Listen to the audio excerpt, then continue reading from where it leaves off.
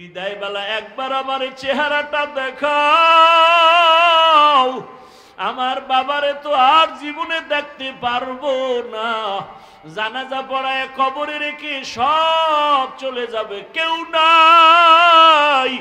তোমার আমার এখন ডানে বামে সামনে পেছনে মাটি, অন্ধকার, কেউ নাই।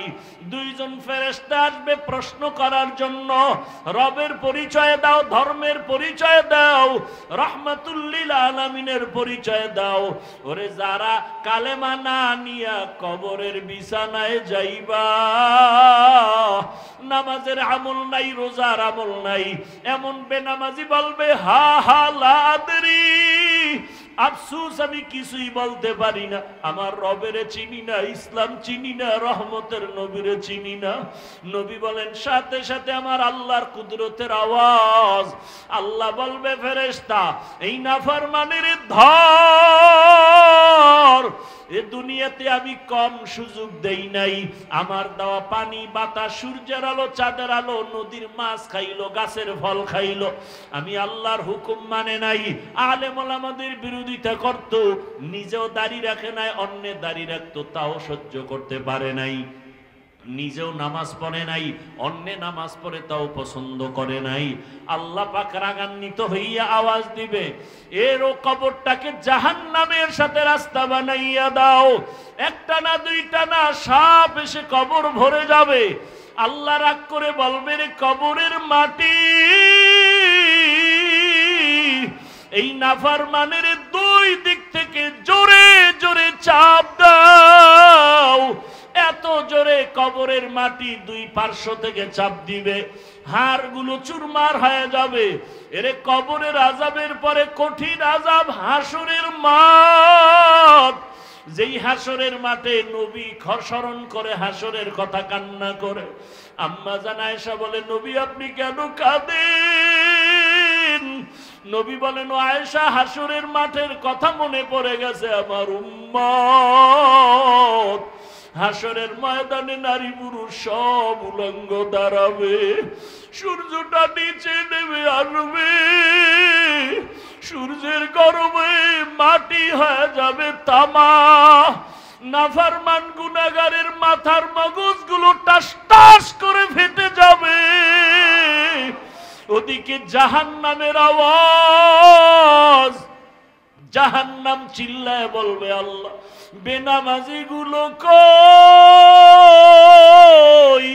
আমার পেটে দাও, আমার পেটে ক্ষুধা। আল্লাহ বলবে, রে জাহান্নাম অপেক্ষা কর, বিচার শেষ করার পরে তোর পেটের খানা দিব বেনামাজি গুনাহগার। জাহান্নামকে ফিরাইয়া রাখা যায় না। আল্লাহ কুদরতি অর্ডার দিবে, ৭০,০০০ শিকল গলায় লাগাও, লাগাইয়া ৭০,০০০ ফেরেশতা পেছনে টাইনা ধর। জাহান্নাম সামন দিকে আসলে বিচার করা সম্ভব হবে না। নবী বলেন, গুনার কথা স্মরণ করে জাহান্নামের ভয় এক ফোঁটা চোখের পানি সারিয়া দাও। এক ফোঁটা চোখের পানি যদি সারিয়া আমার মাওলাকে ডাকতে পারো, ইয়া আল্লাহ, আমার মতো গুনাহগার এই ময়দানে কেউ নাই। গুনার কারণে আমার হাত না পাক, আমার চোখ না পাক, আমার জিহ্বা না পাক, আমার অন্তর না পাক। মানুষ বলে আমি ভালো, মাওলা তুমি জানো আমি গুনাহগার, জাহান্নামের আসামি। ও মাওলা তুমি আমারে মাফ করিয়া দাও, গুনার কারণে বেজার হইয়া ফিরাইয়া দিও না। রহমতের নবী কাঁদেন, জাহান্নামের শিকল লাগাইয়াও ধরিয়া রাখতে পারবে না। হাসরের মাঠের এমন অবস্থা দেখিয়া নবীরা পর্যন্ত কান্না শুরু করবেন। আদম নবী কাঁদবেন, ঈসা নবী, মুসা নবী, ইব্রাহিম নবী, নূহ পয়গম্বর কান্না করবেন। নিজের চিন্তায় তারা কান্না করে বেকারার হয়ে যাবেন। উম্মতের চিন্তা পর্যন্ত তাদের অন্তরে থাকবে না। জাহান্নামের শিকল দিয়েও ধরে রাখা যখন যাবে না, নবী বলেন আয়েশা তখন আমি আর সহ্য করতে পারবো না, আমিও তখন কান্নায় ভেঙে পড়ে রবের সামনে সিজদায় পড়ে যাব। মুসা নবী নিজের চিন্তায় কাঁদবেন, ঈসা নবী নিজের চিন্তায় কাঁদবেন, আর আমি আল্লাহর সামনে মাকামে মাহমুদে সিজদায় পড়ে কাঁদবো। আমার চিন্তা একবারও করব না, আমি কান্না করব আর একটাই আওয়াজ, আমার উম্মত, আমার উম্মত, আমার উম্মত। ও আল্লাহ আমার উম্মতের তুমি বাঁচাও, আমার একটা উম্মত যেন জাহান্নামের ভেতরে না যায়। আমার আল্লাহ কুদরতের একটু পানি দিয়া ফেরেশতাকে বলবে জাহান্নামের গায়ে ছিটায় দাও। পানি দেওয়া মাত্র জাহান্নাম পেছন দিকে দৌড়াইতে থাকবে। ফেরেশতারা বলবেন আল্লাহ এই পানিটা কি জমজমের পানি, নাকি আবে হায়াতের পানি, নাকি দুনিয়ার কোন সমুদ্রের পানি, না কাউসারের পানি? আল্লাহ জবান বকুদরতের আওয়াজ দিবে এটা জমজমের পানিও না, আবে হায়াতের পানিও না, দুনিয়ার কোন সমুদ্রের পানিও না, বৃষ্টির পানিও না। যেই পানিটা জাহান্নামের দেওয়া মাত্র পেছনে ভাগতেছে, যেই জাহান্নামকে শিকল দিয়া ধরে রাখতে পারো না, এই পানি হলো আমার মায়ার নবীর দুনিয়ায় গরিব গুনাহগার উম্মতের চোখের পানি।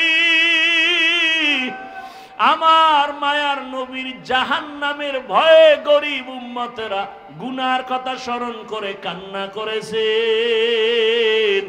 ওই রহমানিয়া মাদ্রাসার সামনে কান্নার আওয়াজ। আরে আল্লাহর মোহাব্বতের বান্দাগুলো জাহান্নামের আযাবের ভয়ে কান্না করেছে, আমি আল্লাহ সেই কুদরতের পানিগুলো জমা করে রেখেছি। ও বাবা চোখে পানি নেই, কপাল বড় খারাপ। আমার আল্লাহ কেমন আপন, দুনিয়াতে আসার আগে আমার খানার আয়োজন করেছেন। দুনিয়াতে আমি আসার পর আমি খানাও খেতে পারি না, দুনিয়ার তৈরি কোনো বস্তু আমাকে ধরবে না। আমার আল্লাহ এমন খানার আয়োজন করেছেন 2 বছর পর্যন্ত বান্দা তুমি মায়ের বুকের দুধ পান করবা, 1 সেকেন্ডের জন্য নষ্ট হবে না। কেমন দয়ার মালিক, দুনিয়াতে এসেছি আম্মু বলে ডাক দিতে পারতাম না, আব্বুকে আব্বু বলে ডাকবো দূরের কথা, চিন্তামি না যে ইনি আমার আব্বু, ইনি আমার আম্মু। আমার আপনার একটা পুঁজি ছিল কান্নার আওয়াজ, আর ওই কান্নার আওয়াজের সাথে আমার আল্লাহ আমার আম্মা জানের ভেতর একটা রাডার লাগায় দিছেন, রাডার। আমার কান্না দিয়ে আমি কখন কি চাই আমার বাবাও বুঝে না, একমাত্র আমার মা বুঝেন। আমার কান্না দিয়া ক্ষুধা লাগছে, কান্নার আওয়াজ। আমার আব্বু কয় কাঁদে কেন, তাড়াতাড়ি খানা দাও, বাচ্চার ক্ষুধা লাগছে। মা বলে 5 মিনিট আগে খানা দিছি। বলে তো কাঁদে কেন, মা বলে ঘুমের কান্না কাঁদে। আমার কান্না দিয়া কি চাই কেউ জানে না, আব্বাও বুঝে না, দুনিয়ার কেউ বুঝে না। আমার আম্মা আমার কান্নার আওয়াজে বুঝতে পেরেছেন আমি এখন বাথরুমের ব্যাগ হয়েছে। আমার কান্নায় আমার মা বুঝছেন আমার এখন ঠান্ডা লাগে, কাঁথার দরকার। আমার একটা বুঝি কান্নার আওয়াজ, আমি আমার আম্মুকে বলতে পারি না আমার গরম লাগে পাখা দাও। আম্মু শুধু আমার কান্নার, আমার গরম লাগে পাখার প্রয়োজন। আল্লাহ কয় বান্দা তাকায় দেখ, আমার মতো আপনার কাউকে পাবিনি। আমি কেমন দয়ার মালিক। রাতের বেলা তুমি 2টায় বাসায় যাইয়া ঘরের দরওয়াজায় সালাম দেওয়ার আওয়াজ দাও, দরজা খুলো, বিবি এমন ঘুম দিছে, মোবাইলে রিং বাজতেছে বাহির থেকে, আমি শুনি কিন্তু বউ শুনে না। মাথা গরম, এমন ঘুম মনে হয় আধা মরা। দরজা খুলে না, ভেতরের মোবাইলের রিংটোনের আওয়াজ বাইরে শুনি কিন্তু স্ত্রী শুনে না। কিন্তু আল্লাহর কুদরত, এত আওয়াজ মাঝে মাঝে অনেক জায়গায় শুনি চোর ঢুকিয়া ঘরের মাল সামান নিয়ে যায়, এমনকি স্ত্রীর কানের অলংকারও নিয়ে যায়, টের পায় না। কিন্তু আল্লাহর কুদরতটা দেখছেননি? মায়ের পার্শ্বে আমি শিশু অবস্থায় যখন শুয়েছিলাম, যত মা কাঁচা ঘুমে থাক, বাচ্চা একটু হালকা আওয়াজ দিলেই মা সজা। আরে একটা শিশু বাচ্চার ওজন 3-4-5 কেজি, বিশাল দেহ নিয়ে মা পাশে ঘুমায়, এত ঘুম। আম্মা যদি ঘুমের মধ্যে আমি শিশু বাচ্চার উপরে ঘুরে দিয়ে পড়িয়া যায়, চাপ লাগে, বাচ্চা মরে যাবে অবস্থা। কিন্তু আজও পর্যন্ত কোনোদিন শুনি নাই ঘুমের মধ্যে মা কাত হইয়া বাচ্চার উপরে পড়ে গেছে, ঘুমের মধ্যে বাচ্চা মারা গেছে। শুনছেন? পাহারা দেখে আপনার বাবা। আল্লাহ বলেন আমাকে চিনো, আমি আল্লাহ তোমার উপরে কেমন দয়া করেছি। তোমার আগে আমি আল্লাহ ছাড়া কেউ ছিল না, এখনো কেউ নাই। যেদিন তোমার কেউ থাকবে না, সেদিনও তোমার আপন থাকবো আমি আল্লাহ। ওই আল্লাহকে ভুলিয়া কই যাইতেছ রে মুমিন? ওই আল্লাহকে চিনো না? আমার আল্লাহ কেমন? তেরা আয়না আলমে রঙ্গ বুহে তেরা আয়না आलमे रंग बू है जिधर देखता हो उधर तू ही तू है। আল্লাহকে দেখতে চাও, আল্লাহর আয়নার দিকে তাকাও। বিল্ডিং এত সুন্দর, কয় ইঞ্জিনিয়ার বড় ভালো, কয় ইঞ্জিনিয়ারের চিনুনি, কয় না। তার ডিগ্রি জানুনি, বলে না। কেমনে বলছো ইঞ্জিনিয়ার ভালো? বলে তার বানানো বিল্ডিং আর ডিজাইন দেখে বলি ইঞ্জিনিয়ার ভালো। আমার আল্লাহরে দেখছুনি? কয় না। আমার আল্লাহর সাথে সম্পর্ক আছে নি? কয় না। আমার আল্লাহ কেমন? দেখ, আমার আল্লাহ এমন সুন্দর একটা কণ্ঠ দান করেছেন। যিনি এত সুন্দর কণ্ঠ দিছেন, তিনি না জানি আরো কত সুন্দর। যিনি এত সুন্দর চেহারা দান করেছেন, তিনি না জানি আরো কত সুন্দর। সূর্যের দিকে তাকাইয়া দেখো, কত সুন্দর একটা সূর্য। যিনি বানাইছেন, তিনি না জানি আরো কত সুন্দর। জমিনের দিকে তাকাও, এত সুন্দর জমিনটা যিনি বানাইছেন, তিনি আরো কত সুন্দর। তেরা আয়না आलू में रंग बूहे जिधर देखता हो उधर तू ही तू है। যেদিকেই তাকাইবে বান্দা, সেদিকেই তো আল্লাহর কুদরতের ঘেরান আসবে। নাক ঠিক করো, আল্লাহর কুদরতের ঘেরান নাকে আসবে। আল্লাহকে চিনো, আল্লাহর মতো দয়াময় কেউ নাই, আল্লাহর মতো আমার আপন কেউ নাই। সব স্বার্থপর, আমার আল্লাহর কোনো স্বার্থ নাই। আল্লাহ তাআলা বলেন, তুই চাওয়ার আগে সব দিয়ে দিলাম। আমি আল্লাহ পাক তোর প্রয়োজন যার সব আমি আগে দিয়েছি। চাওয়ার পরে দেই না, সব দিয়ে দেওয়ার পরেও দরজা খুলে ডাকতেছি, আয় কি লাগবে বল। কুল ইয়া ইবাদিয়াল্লাযীনা আসরাফু আলা আনফুসিহিম লা তাকনাতু মির রাহমাতিল্লাহ ইন্নাল্লাহা ইয়াগফিরুয যুনুবা জামিআ ইন্নাহু হুয়াল গফুরুর রহিম। আল্লাহ তাআলা বলেন, তোমরা আমার আদরের বান্দা, আসো আমার রহমতের দরজা ছেড়ে কই যাও? আমার দরজা ছাড়া আর কোনো দরওয়াজা নেই।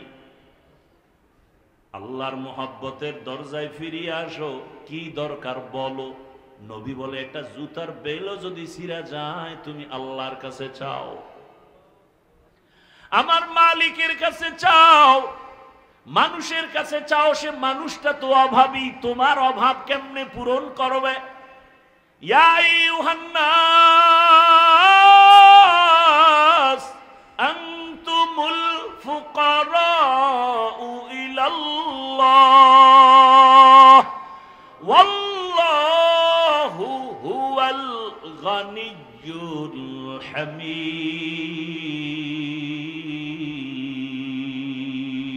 उम्मीद करता वकुल नीकुनी हर सुबह शाम मेरा सानद रिज़्क़ तू अज़ला मकाम जुज़ इबादत निस्ते मक़सूद अजज़हा फज़ले उआ मस्ते दर जुमला जहा।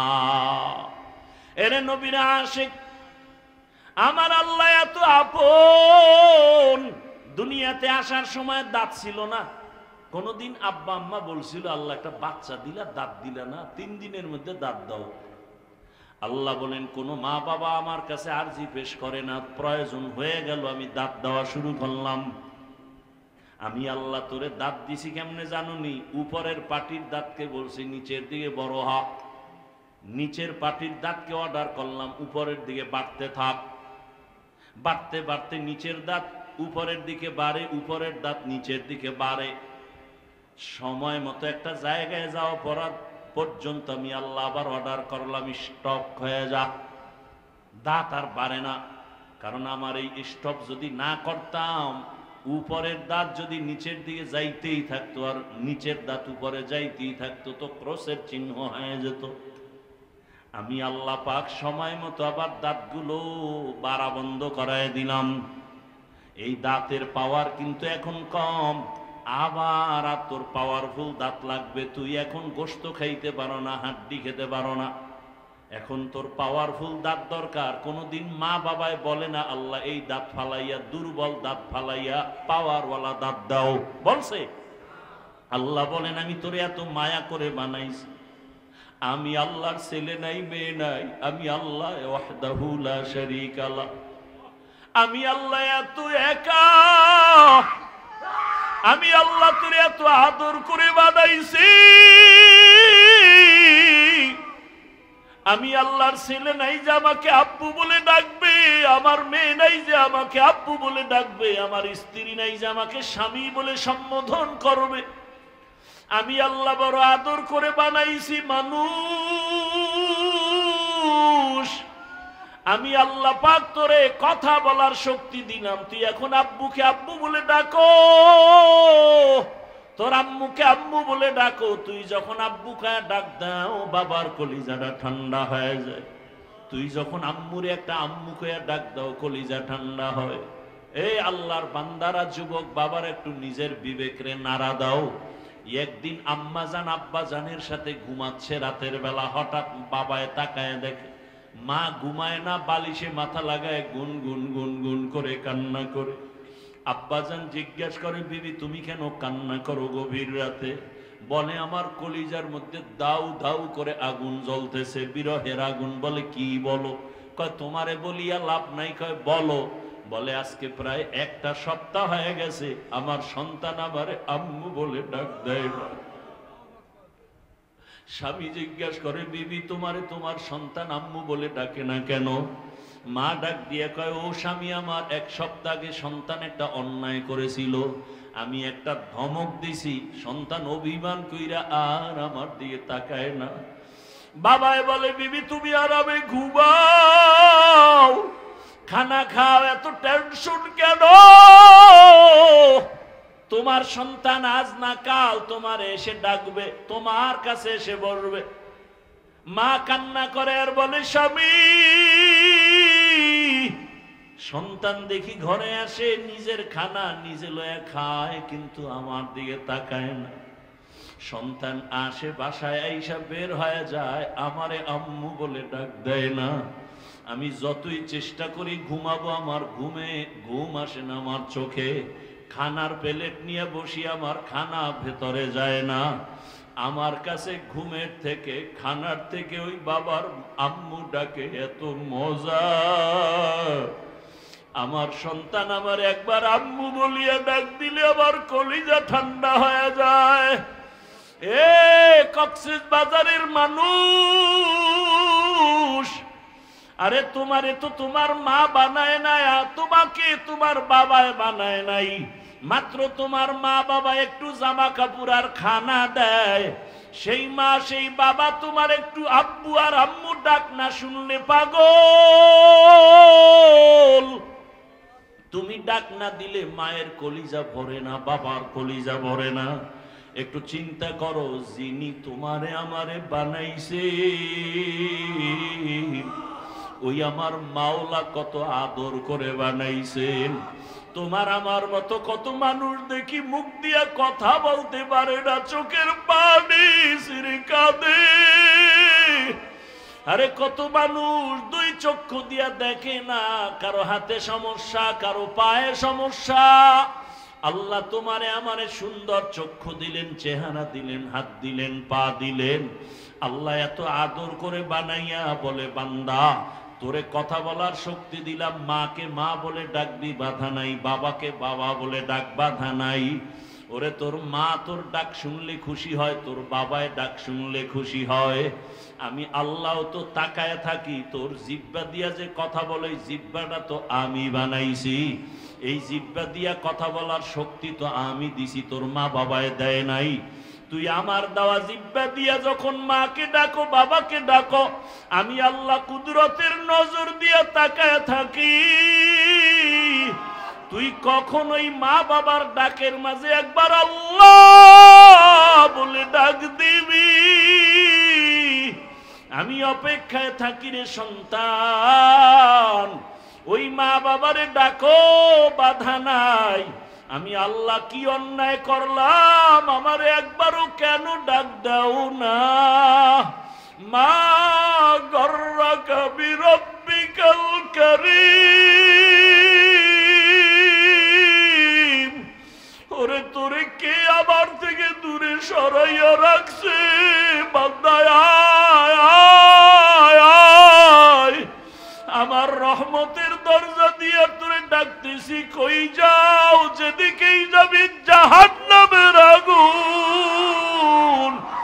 ওরে আমার দরজা, রহমতের দরজা, ফিরিয়া আসরে গোলাম। আমার রহমতের দরজা ছাড়া দরওয়াজা নাই। আমি আল্লাহ তোরে এত আদর করে বানাইছি, একটু ভাবতে থাক আমি আল্লাহকে। আমি আল্লাহকে চিনার জন্য আমেরিকা, লন্ডন যাওয়ার প্রয়োজন নাই, বরং আমি আল্লাহকে যদি খুঁজো, নিজের নিয়ে একটু ফিকির কর। ওয়াফি আনফুসিকুম আফালা তুবসিরুন, নিজের মধ্যে তালাশ কর আমার মাওলা কই। আমার মাওলা কেমন কুদরতের মাওলা, এত সুন্দর চেহারা দিলেন, এত সুন্দর চক্ষু দান করলেন, জবান দিলেন কথা বলার জন্য। আমার আল্লাহকে তালাশ করতে বান্দা দূরে যাওয়া লাগবে না। ওয়া নাহনু আকরাবু ইলাইহি মিন হাবলিল ওয়ারিদ ওয়া হুয়া মাআকুম আইনামা কুনতুম। ও বান্দা, তুমি যেদিকেই তাকাও না কেন, আমি আল্লাহকে ফাঁকি দেওয়ার সুযোগ নাই। ফাআইনা মা তুআল্লু ফাসাম্মা ওয়াজহুল্লাহ।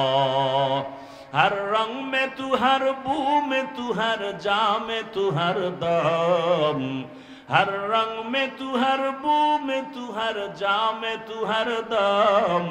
देखता हो जिधर चाहता हो आपके रहम करूम। देखता हो जिधर चाहता हो आपके रहम करूम। तू दिल में तू आता है, समझ में नहीं आता। तू दिल में तू आता है, समझ में नहीं आता। बस जान लिया मैं तेरे पहचानो यही है। बस जान लिया मैं तेरे पहचानो यही है। আল্লাহ বলেন, ও বান্দা, আমার মোহাব্বতের বন্ধনে তুমি চলে যাও, তোমার দুনিয়াতে কোনো পেরেশানি থাকবে না। মান কানা লিল্লাহ কানাল্লাহু লাহ, যে ব্যক্তি আমার আল্লাহর হয়ে যাবে, গোটা দুনিয়া তার গোলাম হয়ে যাবে। قال رسول الله صلى الله عليه وآله وسلم الدنيا خلقت لكم وأنكم خلقتم للآخرة। নবীজি বলেন, দুনিয়ার সবকিছু তোমার আমার গোলাম, আর তোমাকে আমাকে আমার আল্লাহ বানাইছেন তার গোলাম। আল্লাহ পাক বলেন, ওয়ামা খালাকতুল জিন্না ওয়াল ইনসা ইল্লা লিয়াবুদুন। মা খালাকতুল জিন্না ওয়াল ইনসি বাখা জুজ ইবাদাত নিস্তে মাকসুদ আজ্জাহা। আল্লাহ তাআলা বলেন আমি মানুষ আর জিনকে সৃষ্টি করি নাই। আল্লাহ বলেন হ্যাঁ করেছি একটা কাজের জন্য, ইবাদতের জন্য। বলেন কার ইবাদত? জোরে বলেন আল্লাহর ইবাদত। ভালো করে বুঝি, আল্লাহ বলেন আমি মানুষ ও জিন সৃষ্টি করি নাই, হ্যাঁ করেছি ইবাদতের জন্য। আল্লাহ পাক ডাইরেক্ট বললেই তো হ্যাঁ যাইতো, আমি মানুষ ও জিনকে ইবাদতের জন্য বানাইছি। প্রথমে নেতিবাচক আওয়াজ দিলেন তোমাদের সৃষ্টি করি নাই, এরপরে আবার বললেন হ্যাঁ করেছি ইবাদতের জন্য। আল্লাহ ঘুরাইয়া বললেন কেন? ফি'লুল হাকিম লা ইয়াখলু আনিল হিকমা। হাকিমের কাজ হিকমত থেকে খালি না, জ্ঞানীদের কাজ জ্ঞান থেকে শূন্য না। আল্লাহ এমন বললেন কেন? মানুষের জেহেন আর অন্তরকে খালি করে ফেললেন। তোমার জেহেন অন্তর খালি করো, তোমাকে বানানোই হয় নাই। এইবার অন্তরে একটা কথাই ঢুকাও, তোমার মৃত্যু পর্যন্ত জীবনে কাজ একটা, আর কোনো কাজ তোমার দুনিয়াতে নাই। ওই একটা কাজের নাম হলো ইবাদত। কাজের নাম কি?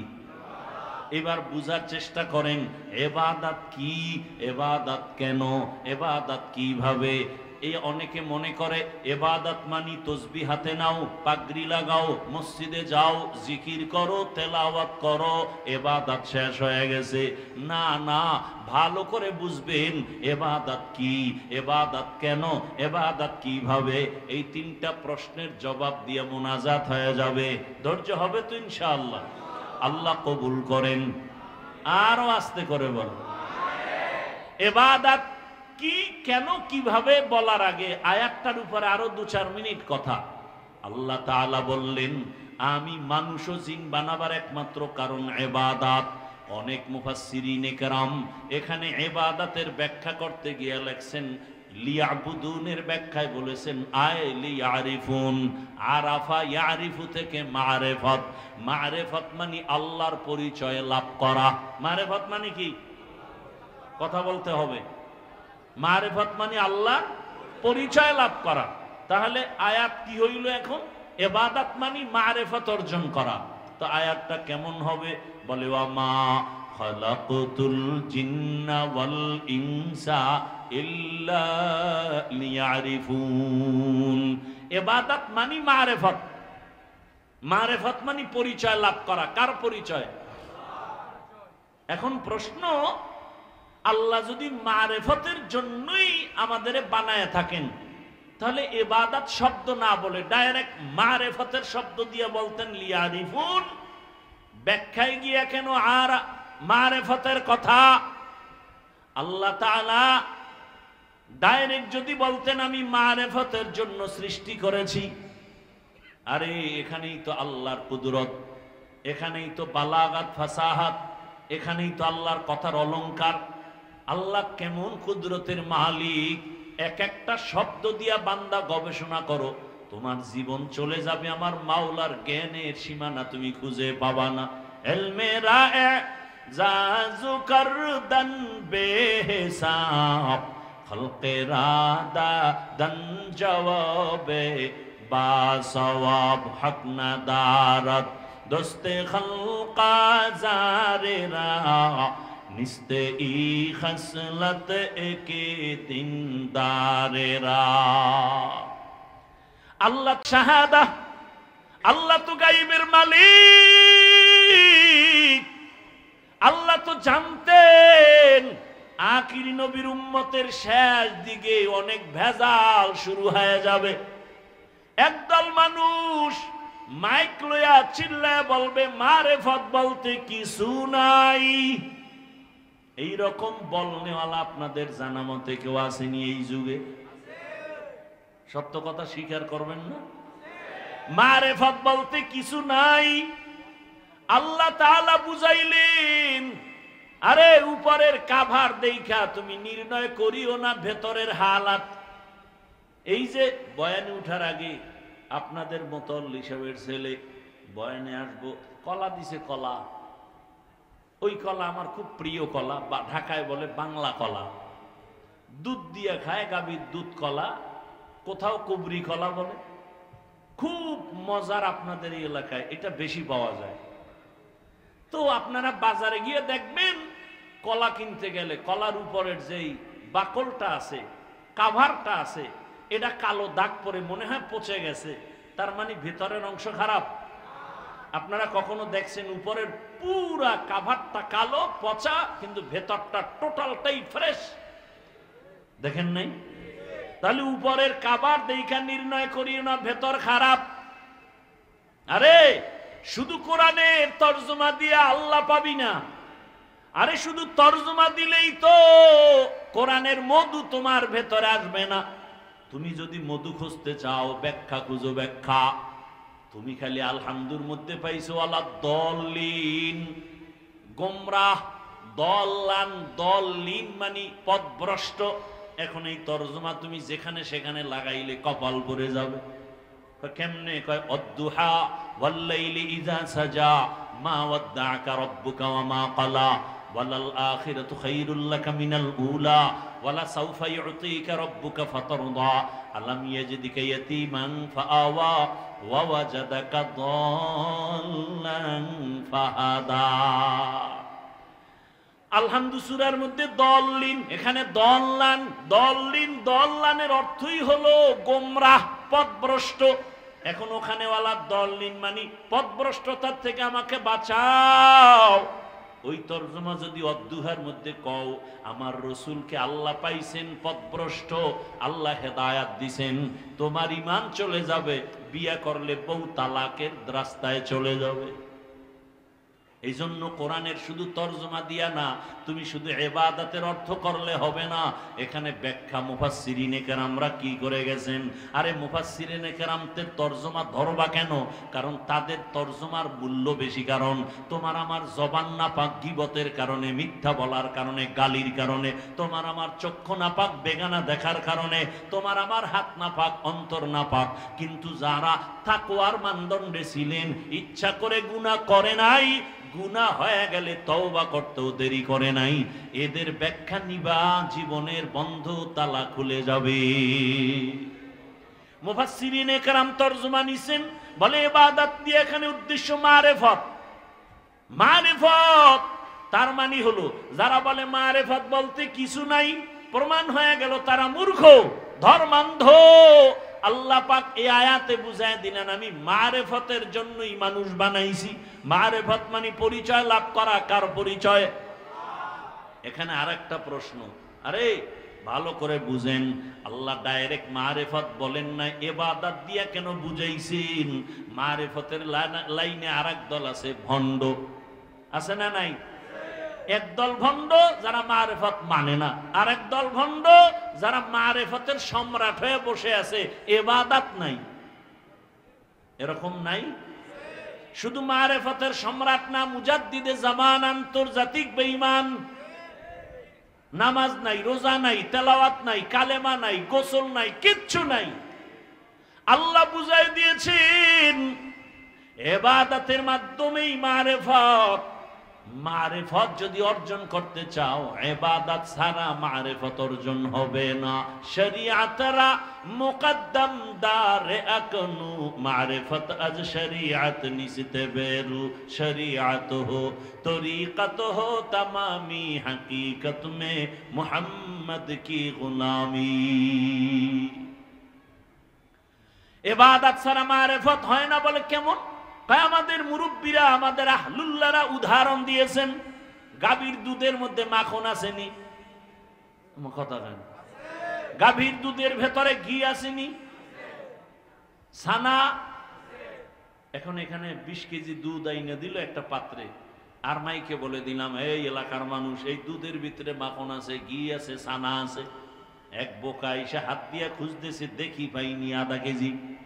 খুঁজতে খুঁজতে খুঁজতে খুঁজতে 24 ঘন্টা পাবে 100 টাকা পাবে। তার মানে দুধের মধ্যে মাখন নাই। বলেন সত্য কথা বলেন। আছে কথাটা কত পার্সেন্ট সত্য? কইতে দেখা যায় না তো। আছে ঠিক, দেখা যায় না। কয় বের করবি কেমনে? কয় মেহনত কর। ঠিক ইবাদতের মধ্যে শরীয়তের মধ্যে মারিফত আছে।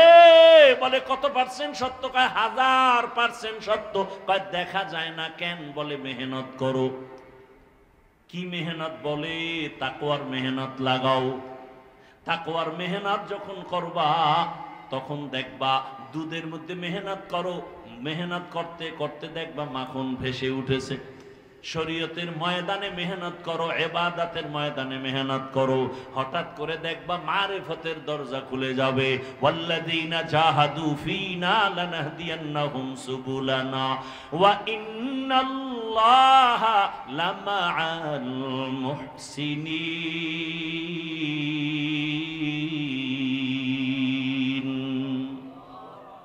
আল্লাহর মোহাব্বত নিয়ে বান্দা ময়দানে আগাইতে থাকো, চেষ্টা করে যাও। আস-সা'য়ু মিন্নি ওয়াল ইতমামু মিনাল্লাহ। চেষ্টা যদি করার মতো করতে পারো তাকওয়ার লাইনে, দেখবা আল্লাহ একটা রাস্তা খুলবেন না, সুবুলানা আই তুরুকানা, অনেক রাস্তা খুলে দিবেন। রাস্তা একটা না, অনেক। যেই কোন রাস্তা দিয়ে দৌড় দিবা, সামনে গিয়ে দেখবা জান্নাতের দরজা খুলে যাবে। ইমামে আবু হানিফার দরজা দিয়ে ঢোকো, দেখবা ওখানে সামনে আগাইতে আগাইতে সিরাতাল মুস্তাকিমের সাথে মোলাকাত। ইমাম শাফিঈ রাহমাতুল্লাহ আলাইহির মাযহাব মাইনে ওই রাস্তায় ঢোকো, দৌড়াও, দেখবা সিরাতাল মুস্তাকিমের সাথে মোলাকাত। ইমাম মালিক রাহমাতুল্লাহ আলাইহির রাস্তায় দৌড়াও, সামনে গিয়ে দেখবা সিরাতাল মুস্তাকিমের সাথে মোলাকাত। ইমাম আহমদ বিন হাম্বলের রাস্তায় দৌড়াও, সামনে গিয়ে দেখবা সিরাতাল মুস্তাকিমের সাথে মোলাকাত হয়ে যাবে সবাই। কারণ এরা তাকওয়ার ময়দানে নিজেদের জীবনকে সুন্দরভাবে আস্তর করে নিয়েছেন। ওরে আল্লাহর বান্দা, এদের তাকওয়ার কোনো অভাব নাই। ইমামে আজম কি পরিমাণ তাকওয়াওয়ালা, সারা রাত বয়ান করলে শেষ করা যাবে। লাকাদ জানাল বিলাদা ওয়া মান আলাইহা ইমামুল মুসলিমিনা আবু হানিফা। এবার আসেন ইবাদত কি, ইবাদত কেন, ইবাদত কিভাবে, ইবাদত কি? কথার জবাব হলো মানুষের জীবনের প্রত্যেকটা সাইডে আল্লাহর হুকুম বাস্তবায়ন করে চলার নাম ইবাদত। আল্লাহর হুকুম জীবনে বাস্তবায়ন করার নাম ইবাদত।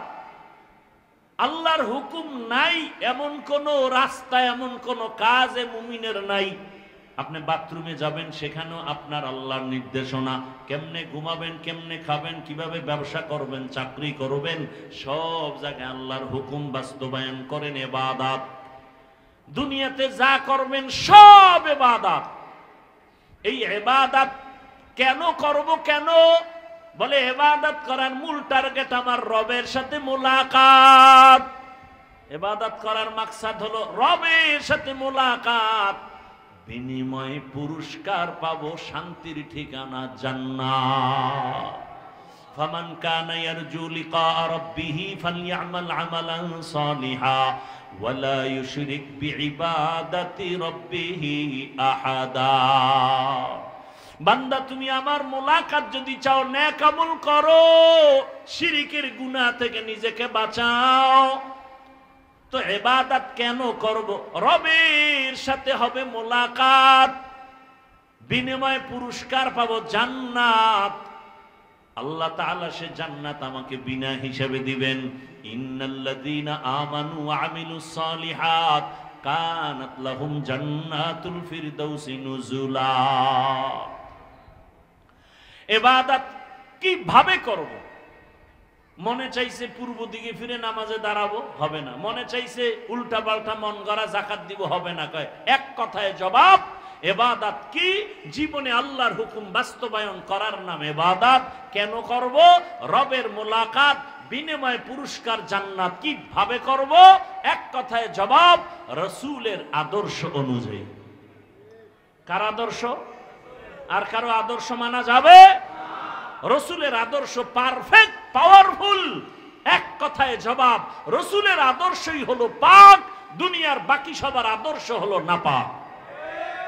দুনিয়ার সবার আদর্শ একমাত্র নবীর আদর্শই পাক। দুনিয়াওয়ালাদের আদর্শ নাপাক কেন? কয় বান্দার চোখ নাপাক, অন্তর নাপাক, জবান নাপাক, ওই বান্দা খায়ও নাপাক। 3 বেলা খাইয়া যারা বিড়ি টানে, মদ পান করে, এদের অন্তর বড় নষ্ট, এদের বিবেক বড় নষ্ট, এদের পাক পবিত্রতার কোনো ভালাই নাই। এরে নবীর উম্মতের দল, রসুলের আদর্শ দিয়াই জীবনটারে পাক করো, কারণ আমার রসুল এমন পবিত্র জীবন নিয়ে দুনিয়াতে আসছেন। নবীজির ঘাম থেকে মেশকের ঘেরান, কেমন মায়ার নবী আমার, যেই নবী যেখানে কদম রাখেন ওই জায়গা থেকে মেশকের ঘেরান আসে। ও নবীর আশিক উম্মতেরা, ওই নবীর আদর্শ মানার কারণে মক্কার চূড়ান্ত খারাপ মানুষগুলো এত দামি হয়ে গেল। আল্লাহ তাআলা তাদেরকে দুনিয়ায় জান্নাতের সুসংবাদ দিয়ে দিলেন। জান্নাতের সুসংবাদ পাওয়ার পরেও তাদের মধ্যে এতটা তাকওয়া বেশি যে জান্নাতের সুসংবাদ পাইয়াও তারা জীবনভর কান্না করেছেন। আবু বকরের কান্না, ওমরের কান্নার ইতিহাস, সাহাবায়ে কেরামের কান্নার ইতিহাস, এমনকি রহমতের নবীরও কান্না। আম্মা জান আয়েশা রাদিয়াল্লাহু আনহা, যেই মায়ের রসুলের সাথে 6 বছর বয়সে বিবাহ, 9 বছর বয়সে নবীজির ঘরে আসলেন আম্মাজান আয়েশা। 18 বছর যখন বয়স, আম্মাজানের থেকে রহমতের নবী বিদায় নিয়ে চলে গেলেন দুনিয়ায়। দুনিয়া থেকে বিদায় নিলেন। ভালো করে খেয়াল করেন, আম্মাজানের সাথে নবীর বিবাহ 6 বছরের সময়। 9 বছর বয়সে নবীর ঘরে আসছেন। 18 বছর বয়স যখন হলো তখন নবী দুনিয়া থেকে বিদায় নিলেন। একটু চিন্তা করে বলবেন, আম্মাজান নবীর ঘর করলেন কত বছর? কথা বলেন না কেন? 9 বছর বয়স, টোটাল বয়স কত? 18 বছর। আমার দেশের বহু বোনদের 18 বছরে বিয়েই হয় না। হয় না তো হয় না। আবার লবণের সেটা কাটা গায়ের মধ্যে একদল আবার আইন কইরা কয় বাল্য বিবাহ চলবে না। বলে না? বলে না? আরে বাল্য বিবাহ চলবে না, ও আইনদা তারা তো কি চলবে? আমার সোনার বাংলায় কয় আকাম চলবে। আকাম, বিবাহ চলবে না, আকাম চালাও। আরে আকাম কেমনে করব? কয় বই বাইর করিয়া ক্লাসে ক্লাসে দিতেছি, দেখ আকাম কেমনে করবি, একটা মেয়ে কেমনে বালেগা হবে, একটা ছেলে কখন বালেগ হবে, কি সিস্টেম হবে তার, এগুলো লেখা লেখা বইয়ের মধ্যে শিখাইবে। এই শিক্ষা নীতি দিয়া এই জাতি জাহান্নামে যাবে, জান্নাত পাবে না। একই অক্ষর, একই বর্ণ স্কুলেও পড়ায়, আমরা মাদ্রাসায় পড়াই স্বর ও স্বরে আ। স্কুলে গিয়া শিখে স্বরে ওতে ওয়াজাগর, আমাদের মাদ্রাসায় এসে শেখে স্বরে ওতে অজু। ব্যবধান আছে না নেই? একই অক্ষর স্কুলে শিখে সরায় আপা, একই অক্ষর মাদ্রাসায় এসে শেখে সরায়াতে আল্লাহ। মাদ্রাসায় এসে কবিতা শিখে রব্বি জিদনি ইলমা, মা বাবার জন্য দোয়া শিখে রব্বির হামহুমা কামা রব্বায়ানি সগীরা। আর স্কুলে গিয়া সেই সন্তানটা কবিতা পড়ে হাম টিম টিম টিম। ঠিক নি? জাতির কপাল পুড়েছে। জুলাই আন্দোলন করে সরে কক্সবাজারের যুবক, স্বাধীন আন্দোলন কইরা এখনো কেন কি স্বাধীন পাইছো? এখনো কেন আমার আলেমরা রাস্তায় আন্দোলন করে? এখনো কেন শিক্ষক শিক্ষিকার আন্দোলন করে? আরে শুনতেছি নাকি গান শিখাবার জন্য মাস্টার রেডি করে দিতেছে। গান শিখাবে, আল্লাহর কোরআন শিখানোর জন্য কোন টিচার দিবে খবর নাই। এই নিয়মগো স্বাধীনতার ফল। গান শিখাইতে মাস্টার দিতেছে, আল্লাহর কোরআন শিখাবার জন্য কোনো টিচার দেওয়ার চিন্তাও নাই। ওই যে একটু আগে বলছিলাম কিনা জানা নাই, শিয়ালের হাতে মুরগি দিলে যা হয়, মাদ্রাসা মসজিদ আর ধর্মের চাবি সুদখোর ঘুষখোর আর মদখোরের হাতে দিলে ইসলামের অবস্থা তো এটাই হবে। আল্লাহ হেদায়েত দান করুন। ভাইরা আমার, বলারও মানুষ নাই, শুনারও মানুষ নাই, বিরোধিতা করার মানুষের অভাব নাই। বলারও মানুষ নাই, শুনারও মানুষ নাই, বিরোধিতা করার অভাব নাই। হুজুর এই বয়ান করলেন কেন? তোমার সমস্যা কি? ইসলামের বয়ান, কোরআনের বয়ান, হাদিসের বয়ান, সমস্যা কি? সুদের বয়ান করছে, কয় হুজুর 1 মাসের জন্য ছুটি। কি কি বিষয়? কয় শিয়ালের রাতে মুরগি, কথা বলা যাবে না, কথা কইলি মুরগি খেয়ে লইবে। বুঝেন বুঝেন কিছু? কি বুঝছেন? এই জমিনে যোগ্য উলামায়ে কেরামের অভাব নাই। কোরআনের বয়ান চলবে, মাদ্রাসা চলবে। সুদখোর থেকে অনুমতি নিতে হবে কেন? ঘুষখোর থেকে অনুমতি নিতে হবে কেন? আল্লাহ হেদায়েত দান করুন, আল্লাহ হেদায়েত দান করুন। জুলাই আন্দোলন হয়েছে, আবার ওয়াজে বাধা কেন? স্বাধীন হয়েছে এই জন্য। হ্যাঁ, আমি তো ঢাকায় ঘোষণা দিছি, ওয়াজে বাধা দেয় কোন বদমাস, কোন বেয়াদব, এদের কথা রেকর্ড করে আমাদেরকে দাও। এই চূড়ান্ত জালেমের বিরুদ্ধে নতুন করে আবার আন্দোলন করতে হবে। আল্লাহ হেদায়েত দান করুন। ওয়ামা খালাকতুল জিন্না ওয়াল ইনসা ইল্লা লিয়াবুদুন।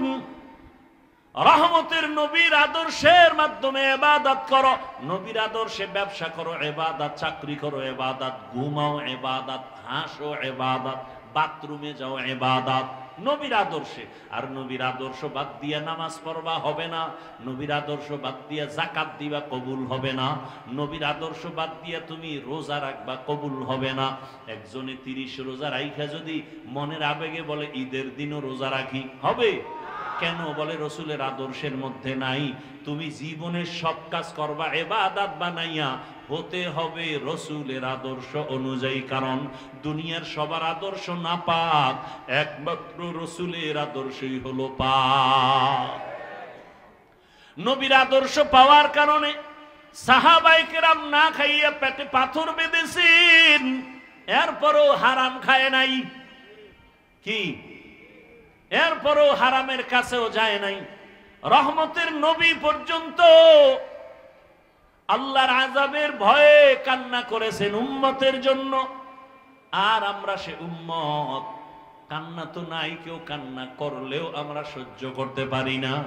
ও যুবক বাবারা, ও বৃদ্ধ বাবাজি, পর্দার আড়ালের মা বোনেরা, ওয়াজ তো আপনারা কম জানেন না, কিন্তু ফলাফল কি? কয়দিন আর দুনিয়াতে বাঁচবেন? ও যুবক বাবা, আপনারাও মুসলমান, আমিও মুসলমান, আপনার আমার আল্লাহ এক, নবী এক, কোরআন এক। এরপরও কেন আপনাকে নামাজের জন্য বুঝাতে হয়, রোজার জন্য বয়ান দিতে হয়? বয়ানের পরেও কেন নামাজ পড়তে চান না? বলেন, আপনারা ভুলে আছেন নাকি আমরা ভুলে আছি? আমরা যদি ভুলে থাকি বলেন, বুঝায় দেন, নামাজ ছেড়ে দেই, দাড়ি কেটে ফেলি। আর যদি বলেন না আমরা সঠিক আছি, আমি আপনাদেরকে রাগ করে কিছু বলবো না, বরং মোহাব্বতে বলবো। পা দুটো যদি আগায় দেন, আমি পায়ে হাত রেখে বলি, আর নামাজ ছাড়িয়েন না। আপনার মতো কত যুবক এই সমাজে এখনো আছে, জেনারেল লাইনে পড়িয়াও নামাজ ছাড়ে না। নাই? র্যাব, আর্মি, পুলিশ, বিডিআরের চাকরি করে নামাজ পড়ে, পর্দা করে। আপনার মতো কত যুবক রাস্তায় গাড়ি চালায়, নামাজ ছাড়ে না। নদীতে মাছ ধরিয়াও নামাজ পড়ে। বলেন, আপনি কেন পারেন না? আপনার কপালে কার বরদোয়া লাগছে মনে হয়? না হয় আপনি কেন পারবেন না? আপনার মতো যুবক র্যাব, আর্মি, পুলিশ, বিডিআরের চাকরি করে, ডাক্তার, প্রফেসর, ইঞ্জিনিয়ার, 5 ওয়াক্ত নামাজ আদায় করে। বলেন, আপনি কেন পারেন না? আপনার মতো যুবক জেনারেল লাইনে থাকিয়া ডিসি, এসপির চাকরি করে নামাজ পড়ে, পুলিশের চাকরি করে নামাজ পড়ে। আপনি কেন পারবেন না? মাছ ধরে নামাজ পড়ে, কৃষি কাজ করে, শ্রমিকের কাজ করে, নামাজ আদায় করে, আপনার কপাল কেন খারাপ? আপনি কেন আজান শুনে মসজিদে যান না? আবার মনে মনে ভাবেন নামাজ না পড়লে সমস্যা নাই। ও আল্লাহর বান্দা, জীবনে তো মন মতো চইলে গুনাহ কম করেন নাই। মনে চাইছে নামাজ পড়বেন না, দাড়ি রাখবেন না, রাখেন নাই। মনে চাইছে পার্কে পার্কে ঘুরবেন, ঘুরছেন। মনে চাইছে বেপরদার আড্ডায় যাবেন, গেছেন। মনে চাইছে সারা রাত দরওয়াজা জানালা বন্ধ করে মোবাইলে জেনা করবেন, হাতের জেনা, চোখের জেনা, অন্তরের জেনা, জীবনের সব গুনাহ করলেন। ও আল্লাহর বান্দা, এখনো কি অন্তরের শখ মিটে নাই? আরো কতবার নামাজ ছাড়লে, আর কতবার পার্কে পার্কে ঘুরলে, বেপরদার আড্ডায় গেলে আপনার মনের শখ মিটে যাবে বলেন? এবং আমাকে এই কথাও বলেন, আপনার হায়াতের বাকি আর কতদিন? এই কক্সবাজার সমুদ্রে কত প্রাণ নিয়ে গেল খবর নাই, বাসের তলে পড়ে কত প্রাণ চলে গেল খবর নাই। কয়েকদিন আগে দেখেন নাই, একটা ছেলে বিদেশে চাকরি করে আসছে, যুবক, বিবাহিত, একটা মেয়ে, বাচ্চাও আছে, মেয়ে ছেলে তাও জানি না। বাড়িতে আসছে অনেক দিন পরে, স্বর্ণ আর টাকা নিয়া এয়ারপোর্টে গেছে তার পরিবারের সবাই আগায় আনতে। গাড়িতে উঠলো, যাইতে আনন্দে আনন্দে বাড়িতে রওনা। বাড়ির কাছাকাছি যাইয়া গাড়িটা পানির মধ্যে পড়ে গেল, বাচ্চাও মরে গেল, স্ত্রীও মরে গেল। ওই আল্লাহর বান্দা কান্না করে। মানুষ বিয়া করিয়া সংসার চালায়, খাইয়া না খাইয়া এক জায়গায় থাকিয়া একটা আনন্দ আছে। আমি বিয়ার পরে বাহিরে গেলাম, আমার সে আনন্দ হলো না। আজকে কয়েক বছর পরে আসলাম, টাকা নিয়ে আসলাম, আমার স্ত্রীর অলংকার নিয়ে আসলাম, আনন্দ করব। আমার কপাল কেন এত খারাপ যে আজ আমার সন্তানটা আমার হাতের উপরে মরিয়া গেল, আমার চোখের সামনে, আমার হাতের সামনে স্ত্রী মারা গেল, আমার জিন্দেগি সব বরবাদ হয়ে গেল। এমন একটা দিন নাই যুবকের লাশের খবর নাই। ও বাবা, আজকে তুমি এখানে বয়ান শুনতেছো, আল্লাহ না করুন বুঝাবার জন্য বলি, আগামীকাল এই টাইমে হতে পারো তুমি হসপিটালের রোগী, অথবা আল্লাহ যদি তোমাকে ডাক দিয়া নিয়ে যায়, কোথায় যাওয়া? মা যখন ঘুম থেকে ডাকবে, দেখবে শরীর ঠান্ডা বরফ হয়ে গেছে, শক্ত। একটা চিৎকার দিয়া মা বলবে, আমার সন্তান দুনিয়ায় বেঁচে নাই। বাবায় কান্না করবে, বাজারে যাবে কাফন কেনার জন্য। কেউ বলবে গরম পানি কর গোসল দেওয়ার জন্য, কেউ বলবে কবর খনন কর। তোমার আমার গায়ের গেঞ্জিটা বেলেট দিয়া কেটে কেটে রেখে দিবে। ঘর থেকে লাশটা নামাইয়া গরম পানির গোসল দিয়া কাফন পরাবে। যখন জানাজার দিকে নিবে, মা জানালা দিয়া চিল্লায় বলবে, আমার বাবারে কই নাও? আমার বাবায় কি আমারে আম্মু বলে আর ডাক দিবে না? আমার বাবার জবানে আম্মু ডাকে কত মজা পাইতাম। বিদায় বেলা একবার আমার চেহারাটা দেখাও। আমার বাবারে তো আর জীবনে দেখতে পারবো না। জানাজা পড়ায় কবরে রেখে সব চলে যাবে, কেউ নাই। তোমার আমার এখন ডানে বামে, সামনে পেছনে মাটি, অন্ধকার, কেউ নাই। দুইজন ফেরেশতা আসবে প্রশ্ন করার জন্য, রবের পরিচয় দাও, ধর্মের পরিচয় দাও, রাহমাতুল লিল আলামিনের পরিচয় দাও। ওরে যারা কালেমা না নিয়া কবরের বিছানায় যাইবা, নামাজের আমল নাই, রোজার আমল নাই, এমন বেনামাজি বলবে, হা হা লা আদরি, আফসোস আমি কিছুই বলতে পারি না, আমার রবের চিনি না, ইসলাম চিনি না, রহমতের নবীরে চিনি না। নবী বলেন, সাথে সাথে আমার আল্লাহর কুদরতের আওয়াজ।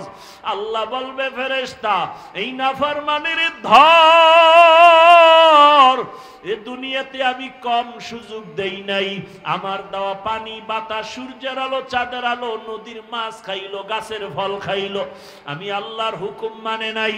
আলেম ওলামাদের বিরোধিতা করত, নিজেও দাড়ি রাখে নাই, অন্যে দাড়ি রাখতো, তাও সহ্য করতে পারে নাই। নিজেও নামাজ পড়ে নাই, অন্যে নামাজ পড়ে তাও পছন্দ করে নাই।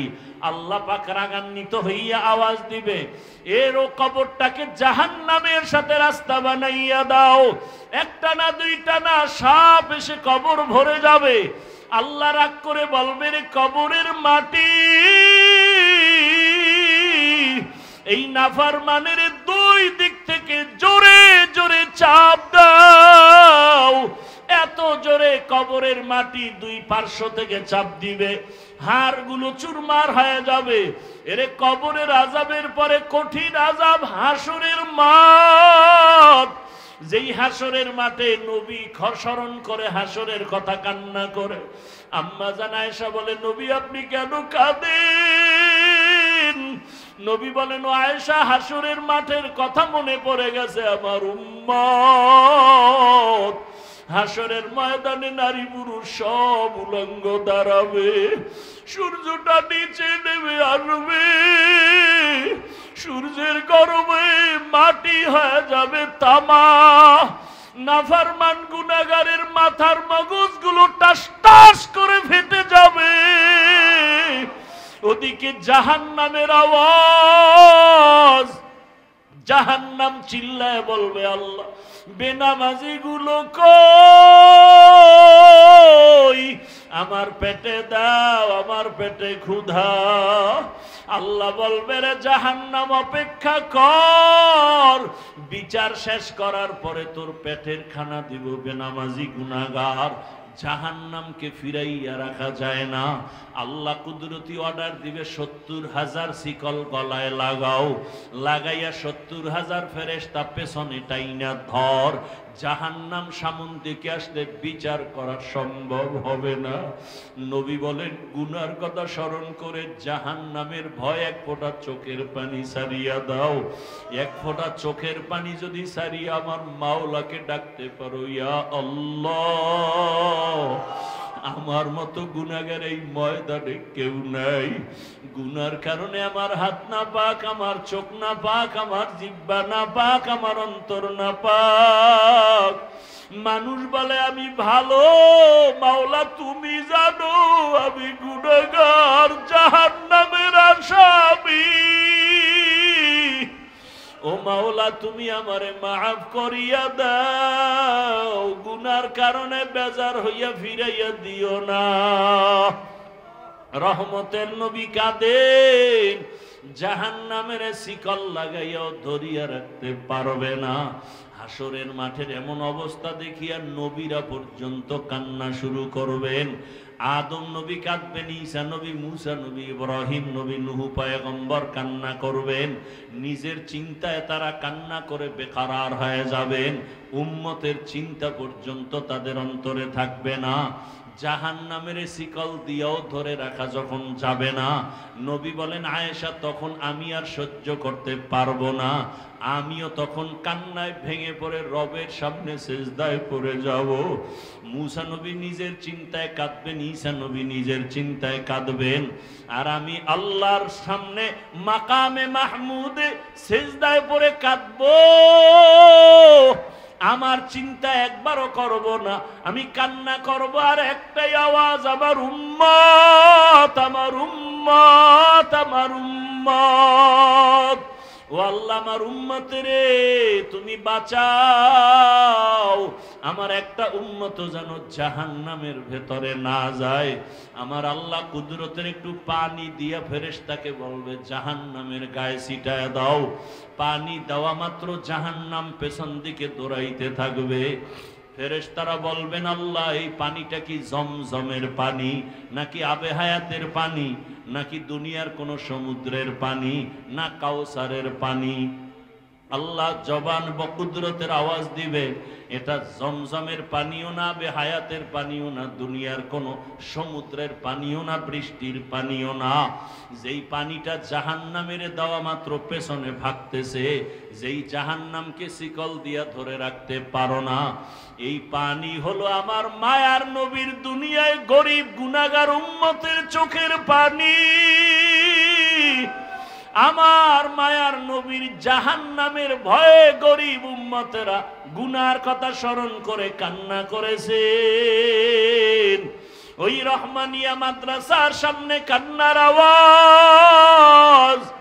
আরে আল্লাহর মোহাব্বতের বান্দাগুলো জাহান্নামের আযাবের ভয়ে কান্না করেছে। আমি আল্লাহ সেই কুদরতের পানিগুলো জমা করে রেখেছি। ও বাবা, চোখে পানি নেই, কপাল বড় খারাপ। আল্লাহ নিজেই কোরআনে বলেন, সুম্মা কাসাত কুলুবুকুম মিন বাদি যালিকা ফাহিয়া কাল হিজারা আও আশাদ্দু কাসওয়া ওয়া ইন্না মিনাল হিজারাতি লামা ইয়াতাফাজ্জারু মিনহুল আনহার। আরে আল্লাহর আযাবের ভয়ে, জাহান্নামের ভয়ে পাথর পর্যন্ত কাঁদে। কক্সেস বাজারে ঘুরো, পাহাড় দেখো, কত পাহাড় থেকে ঝর্ণার প্রবাহমান পানি। আল্লাহ পাক কোরআনে বলেন, মুফাসসিরিনে কেরাম লেখেন, ওরা পানি দেয় না, আল্লাহর আযাবের ভয়ে কান্না করে নহর প্রবাহিত হচ্ছে। কিছু কিছু পাথর আছে টপ টপ করে পানির ফোঁটা পড়ে। আবার কি জীবনে চোখের গুনাহ করলাম, হাতের গুনাহ করলাম, জবানে কত গুনাহ করলাম। আজকে তওবার নিয়ত করে ফেলেছি, আমার মতো যুবক যদি রাস্তায় গাড়ি চালায়, জেনারেল লাইনে থাকিয়াও নামাজ পড়ে, আমি পারি না কেন? ও আল্লাহ, আমার মতো যুবক চাকরি করে, ব্যবসা করে, নামাজ পড়ে, আমি কেন পারি না? আজকে থেকে তওবা করে ফেললাম। মরিয়া গেল আর নামাজ ছাড়বো না, দাড়ি কাটবো না, বেপরদায় চলবো না। মা বাবার দোয়া নিয়ে, শিক্ষকের দোয়া নিয়ে, উলামায়ে কেরামের দোয়া পরামর্শ নিয়ে চলবো। অন্তর যদি তৈরি থাকে, আমার মাওলা তোমার তওবা করা মাত্র গুনাহ মাফ করে দিবেন। আল্লাহ আমাদের অন্তরকে গুনাহমুক্ত করে দেন, তওবাওয়ালা জিন্দেগি আমাদের দান করেন। আলহামদুলিল্লাহি রাব্বিল আলামিন, والصلاة والسلام على سيد الأنبياء والمرسلين وعلى آله وأصحابه أجمعين يا أرحم الراحمين يا أرحم الراحمين يا أرحم الراحمين رب ارحمهما كما ربياني صغيرا اللهم إنك عفو كريم تحب العفو فاعف عنا اللهم إنا نسألك رضاك والجنة ونعوذ بك من سخطك والنار يا حي يا حليم يا عزيز يا كريم بحق إياك نعبد وإياك نستعين اللهم إنا نسألك علما نافعا ورزقا واسعا وشفاء من كل داء اللهم إنا نعوذ بك من البرص والجنون والجذام وسيء الأسقام اللهم ارحمني بترك المعاصي اللهم ارحمني بترك المعاصي اللهم ارحمني بترك المعاصي اللهم إنا نسألك بأن لك الحمد لا إله إلا أنت المنان يا بديع السماوات والأرض يا ذا الجلال والإكرام يا حي يا قيوم أي الله قدرتের নজর দিয়ে দেখেন আপনার দরওয়াজায় আমরা গুনার বোঝা নিয়ে হাজির ওলামায়ে কেরাম মুরব্বি হাজী সাহেব কত ব্যবসায়ী কত চাকরিজীবী কত যুবক ছাত্র ভাই কত পর্দার আড়ালের মা বোনেরা আপনার দরওয়াজায় হাজির আয় আল্লাহ দুনিয়াতে আসিয়া গুনাহ করে ফেলেছি শয়তানের ধোঁকায় আজকে গুনার কারণে আমার হাত না পাক আমার চক্ষু না পাক আমার অন্তর না পাক আমার জবানটা না পাক আয় আল্লাহ এই গুনাহ নিয়ে কবরের বিছানায় যেতে চাই না দুনিয়াতে সূর্যের গরম সইতে পারি না বেতের বাড়ি সহ্য করতে পারি না মশার কামড় সইতে পারি না গুনাহ নিয়ে কেমনে হাসরের ময়দানে দাঁড়াবো